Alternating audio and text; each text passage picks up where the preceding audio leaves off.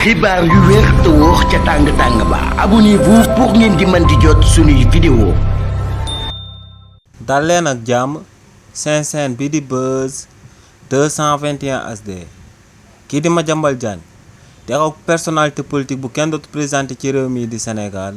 ginnaaw ba gouvernement bu bees bi amalee ak remaniement ministériel daal dina leen ci ŋàññ bu baax a baax ci li ni mel kii di Madiambal Diagne ne régime bu bees bi ci 18 mois ñu daal di def ci bopp réew mi ñooñee amaluñ benn njàngat bu sabab ñu daal di comprendre situation actuelle bi nga xam ne moom la Sénégalais yi di dund ci métit ne li ni mel nag moom moo sabab ñu daal di bàyyi kii di Cheikh Tidiane Dièye mi nga xam ne moom mooy ministre de l'hydraulique et de l'assainissement ci postam bu mu nekkoon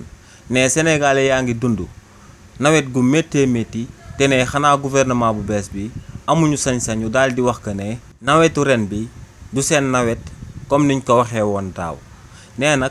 li ni mel lu muy firnde rek moom mooy gouvernement bu bees bi daa wane ay limitam daa won Sénégalais yi fu mu mën a yem daa won Sénégalais yi capacité bu mu daal di am ak capacité boobee fu mu mën a jëmee réewu Sénégal ne lu leer ba am moom mooy que ne régime bu bees bi fu ñu nam ma jëmee réewu Sénégal ñax du fa daal di sax